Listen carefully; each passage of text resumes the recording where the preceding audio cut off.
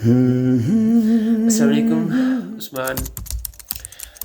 Languages सीखने का शौक़ है और अब हम हिंदी लैंग्वेज की प्रैक्टिस कर रहे हैं। हिंदी लैंग्वेज में कई वर्ड्स हैं जो उर्दू से डिफरेंट है, इस वजह से इसको सीखने में इंटरेस्टिंग इसलिए होगा कि कई नई चीज़ें हम लोगों को सीखने में मिल सकती हैं और एक नई डायमेंशन से थिंकिंग करने का हम लोगों को मौका मिल सकता है।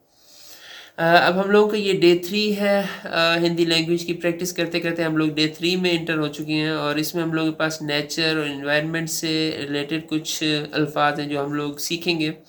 हिंदी लैंग्वेज में बोलूँ तो हम लोग कह सकते हैं कि आज हम प्रकृति और पर्यावरण से जुड़े कुछ हिंदी शब्द सीखेंगे।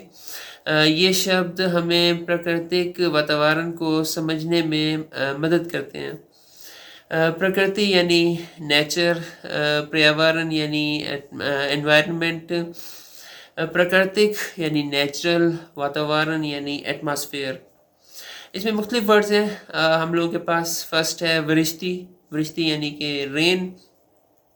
इसको अगर जुमले में हम लोग इस्तेमाल करना चाहें तो हम लोग कह सकते हैं मानसून के मौसम में वृष्टि होती है जो कि खेतों के लिए बहुत महत्वपूर्ण होती है। महत्वपूर्ण यानी यूज़फुल होती है खेतों के लिए। सेकंड वर्ड है हम लोगों के पास प्राकृतिक, नेचुरल। आप लोग इसको अगर जुमले में यूज़ करना चाहें तो हिंदी में यूँ यूज़ कर सकते हैं, प्राकृतिक आपदाएँ अक्सर ही मनुष्य के नियंत्रण से बाहर होती हैं। आपदाएँ यानी डिज़ास्टर्स, नियंत्रण यानी कंट्रोल। फिर इसके बाद हम लोगों के पास वर्ड है स्मृति, मेमोरी, याददाश्त को स्मृति कह सकते हैं। फिर उसके बाद हम लोगों के पास फोर्थ वर्ड आ जाता है सौरमंडल यानी सोलर सिस्टम। हमारा सौरमंडल ग्रहों से बना है और ये असीमित अंतरिक्ष में फैला हुआ है। सौरमंडल, सोलर सिस्टम। फिर उसके बाद वर्ड है हम लोगों के पास हवामान, क्लाइमेट।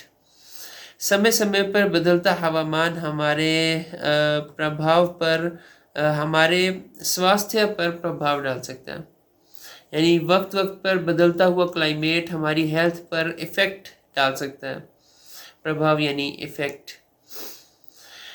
ये इन अल्फाज के ज़रिए हमें प्रकृति को और गहराई से समझने का अवसर मिलता है। अवसर यानी अपॉर्चुनिटी, चांस। तो ये कुछ वर्ड्स थे। मैं वापस आ गया हूँ उर्दू में। अब ये कुछ वर्ड्स थे जो हम लोगों ने हिंदी लैंग्वेज में सीखे और कुछ वर्ड्स इससे रिलेटेड जुमले में, जैसे अवसर, वो डायरेक्टली नहीं इसके अंदर था, तो वो अवसर, अपॉर्चुनिटी जैसे वर्ड्स भी हम लोगों ने सीख लिए। और लैंग्वेजेस सीखने का इसलिए भी फ़ायदा है कि हम लोगों को एक डिफरेंट डायमेंशन से थिंकिंग करने का मौका मिलता है, क्योंकि हम जब दूसरी लैंग्वेज सीख रहे होते हैं हमारे पास लिमिटेड वर्ड्स होते हैं उनको बोलने के लिए, तो हम उन वर्ड्स के अंदर ही क्रिएटिव बनते हैं और उन्हीं वर्ड्स को इस्तेमाल करके अपना बात अगले तक पहुंचाते हैं। तो क्रिएटिविटी इम्प्रूव होती है इस वजह से। इसलिए भी मैं थोड़ा सा इस पर जोर डाल रहा हूँ कि मैं लैंग्वेजेस सीखूँ और आप लोग भी मेरे साथ सीखते जाएँ। और हम कोलैबोरेट भी कर सकते हैं, हम लोग एक दूसरे को लैंग्वेज सिखा भी सकते हैं। आप कमेंट्स में बता सकते हैं और इंशाल्लाह कोलैबोरेट करेंगे, हम लोग सीखेंगे, सिखाएंगे इंशाल्लाह। जज़ाकुमुल्लाह